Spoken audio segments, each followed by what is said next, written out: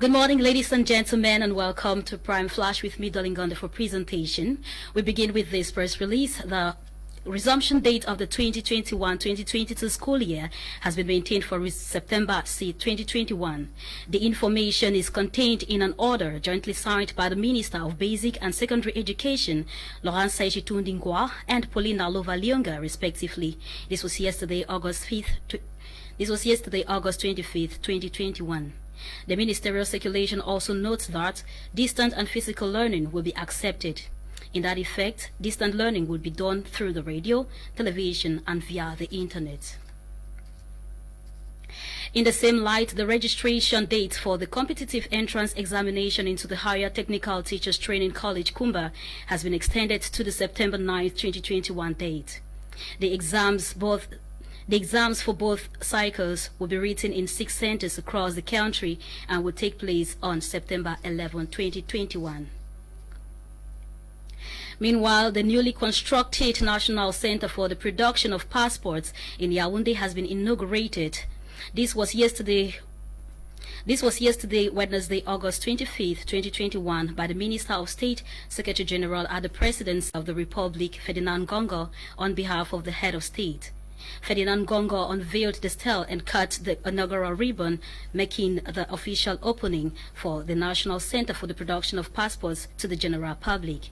In his inaugural speech, the Minister of State, Secretary General at the Presidency, said the construction of the ultra-modern edifice of the National Center for the Production of Passports is part of the Head of State's vision to modernize Cameroon's administration. And on to this human interest story. 6 children from the same family have died, in fire accidents recently here in Douala. This was at the Brazzaville neighborhood here at the Douala 3 neighborhood, where all children were asleep when the house caught flames. In the following report, Fonquinta tells us more. Inhabitants of Quartier Brazzaville neighborhood in Douala, Cameroon's economic capital, are still in shock after 6 children of same family were burned in their house in the early hours of today, August 25, 2021. The 6 victims, Mavel Madino, aged 15, Ange Paloma, aged 12, Priska Mola, aged 9, Prince Netenang Maurice, aged 7, Jodene Takukam, 3, and Aim Takukam, 3 years old, were reportedly burned to death inside their home while asleep. Tous, le feu les a brûlés tous. Donc ils sont revenus comme ça. Eux tous, non, avant que le feu les ait brûlés, non. According to reports, the fire began in the room of the children in the absence of their mom who went out for business. Donc c'est pas que d'autres sont morts avant que d'autres sont revenus. Tous, le feu les a brûlés, tous. Ensemble. Oui, sur le champ. Et la maman est venue bien après que tous ses enfants étaient... Neighbors who rushed to the scene say they were unable to save the kids as the flame had taken over the wooden structure, plus the door was low. The fire, which source remains unknown for now, burned to their 6 kids and extended to other homes, causing enormous material damage. The inferno was put out by elements of the Army Rescue Unit, and neighbors, meanwhile, investigation is on the way to determine the cause of the fire. And on to this report, the Livestock and Fisheries Development Project for the Northwest LIFDEF has held its 13th steering committee meeting in Bamenda. The committee members came out with 9-point resolutions with calls for the resolutions to be implemented. Charles Keber in the following report.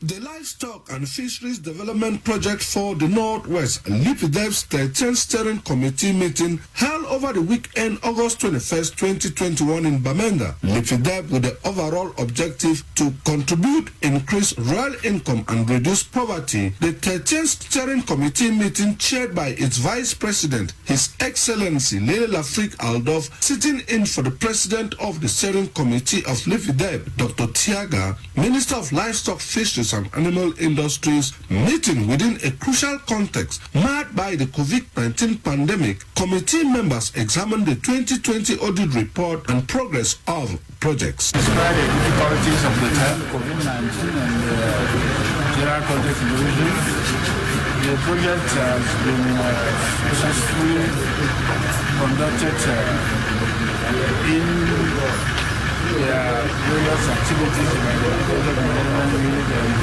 board. Since the operator, we wanted to congratulate them asking them to make sure always ready to bring the project to a good end and negotiate not only the transitional period but also a new project to be designed to satisfy the expectation of the other population that could not benefit from the first phase of the project. Governor Lele Lafrique Aldov called on the population of the region to accompany the project, improve on their living condition and in the fight against the COVID-19 pandemic. Implement the knowledge that has been given to them during the lifespan of the project and make good use of it to improve on their living conditions. The 13th Steering Committee meeting, special and crucial, came out with a 9-point recommendation and resolutions. Praise management, given a lot has been achieved by the project despite few challenges encountered. Committee members encouraged the project management unit to diligently implement these resolutions and recommendations in the completion of the project's first phase, gradually coming to a close with Midino and the management unit to work together, accelerate the design of the second phase of LIFIDEP to ensure continuity in the project. Follow up executing agency like Minipia and Minipad to effectively allocate and disburse funds for the transition period. New members into the board were welcomed and introduced to members of the steering committee. In the same light, the 8th session of the Cameroon-Nigeria Trans-Border Security Committee meeting has ended in Abuja, Nigeria. The two-day session, attended by experts from the two countries, has seen diplomatic and security officials meeting to ensure that the countries foster the economic and security issues bordering the countries. In the following report, student journalist on internship Tennyson Eno has the details. Cameroon and Nigeria, two border countries who share close to 2,000 border lines, are currently revising strategies aimed at handling common security challenges. The 8th session of Cameroon-Nigeria Trans-Border Security Committee meeting kick-started in Abuja, the political capital of Nigeria, on Tuesday, the 23rd of August 2021. The meeting, holding at the Hilton Hotel in Abuja, is a follow-up of the 7th meeting held in Cameroon in July 2019. The delegation to Abuja is led by the Minister of Territorial Administration, Paul Atanganji, who highlights the importance Cameroon's President Paul Biya attaches to peace and security in and out of Cameroon. The Minet's boss, in a speech during the opening ceremony, encouraged the two countries to show proof of patriotism throughout deliberations so as to propose workable solutions for considerations by the heads of states. Nigeria's Minister of State for Foreign Affairs, National Secretary Advisor, and the leader of the delegation called for joint efforts needed to fight against insecurity and the peaceful coexistence along borders. Meanwhile, the session's participants went into 4 subcommittees so as to better handle pressing issues effectively. The 2-day session, which kick-started on the 23rd of August, have in attendance experts from the security, diplomatic, economic and finance services of both countries. The Nigerian-Cameroon Trans-Border Security Committee meeting comes at a time when the separatist activities in Cameroon and the jihadists in North Nigeria are rampant. Cameroon's delegation to Nigeria consisted of the 5 governors whose regions share border with Nigeria, that is, the Far North region, the North region, the Adamawa region, the Northwest and the Southwest regions. Les deux parties ont condamné de part et d'autre ceux qui se cachent. The two parties have condemned every happening behind refugee camps and transborder terrorism attack, and together we have agreed to do everything possible to curb this practice through a collaboration with transborder authorities and the mobilization of the population in the area. This is to help security forces and inhabitants stop using or hiding behind international laws to destabilize neighboring countries. Et les autorités riveraines à empêcher ces bandes terroristes de se cacher derrière le droit international pour déstabiliser les pays riverains. The Minet boss was equally accompanied by the Minister Delegate in charge of Commonwealth, Felix Mbayu, Secretary of State in charge of the National Gendarmerie Galax, Etoga, Director General for External Research, Maxine Eko, Secretary General at the Delegation of National Security, Divisionaire Bahia, Director General of Custom, Edwin Fongod, amongst others. Economic issues are equally being discussed. The Abuja Assembly ends today, Wednesday, the 25th of August, 2021.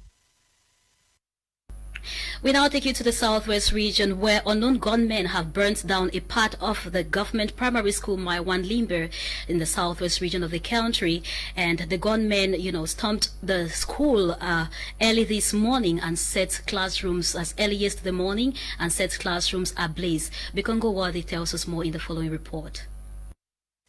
Gruesome killings, heavy gunshots, kidnaps, fire outbreaks and more are some acts that have plagued the north and southwest regions of the country since the Anglophone crisis started in November 2016. Early this morning, the firefighting unit of Limbe City Council were informed of a fire outbreak in a government school around the Ewane neighborhood, Limbe. We received an alert this morning from a bike rider who informed us that a school at the Ewane government school was burning. So immediately I assembled my boys and we came immediately to the spot where we intervened. Though we realized that there was a lot of destruction because we realized that the fire started from the office, the head teacher's office, and we realized some writings which were written. Like this one in front here that you see the Little Amber School, and behind over there the other school, it was a new building. We realized that they have also kept a tire there, which they have written on the wall that they are planning to also burn that area.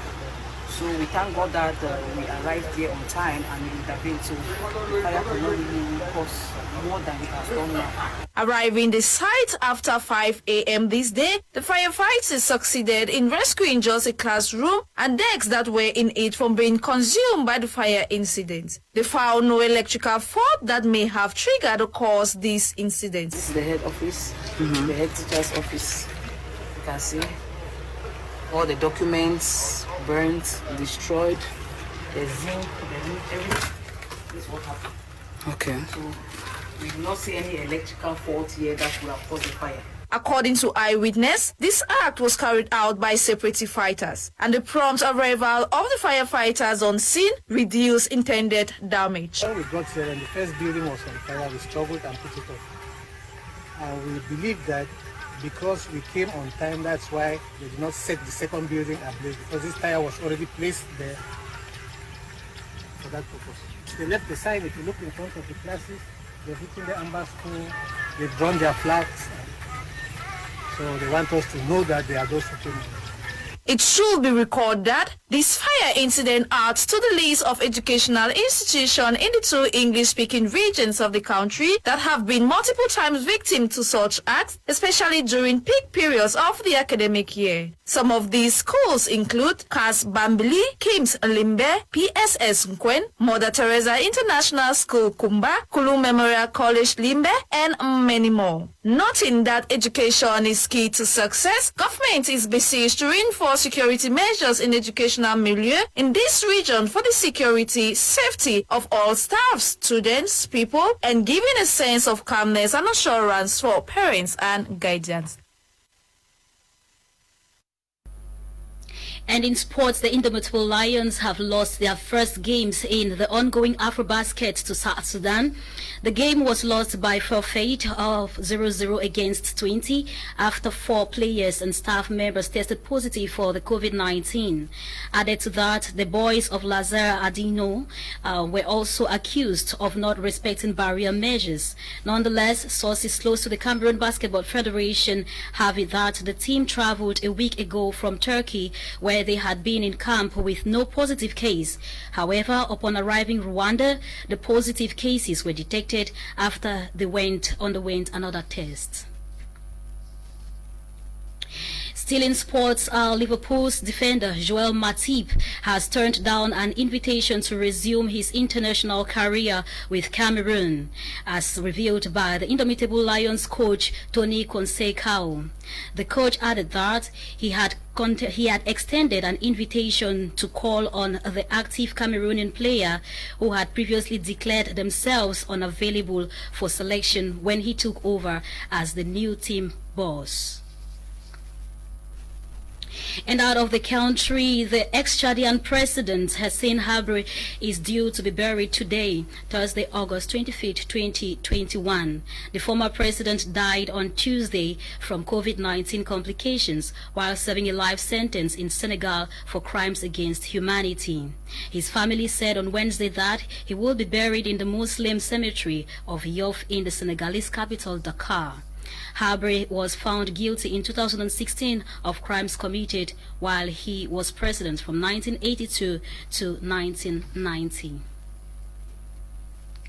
And that brings us to the end of Prime Flash this morning. It has been Ewane Nolinga producing the program. General supervision came from Leonette. I've been Dolly Ngonde for presentation. Up next is In the House with Gladys Bomotongina.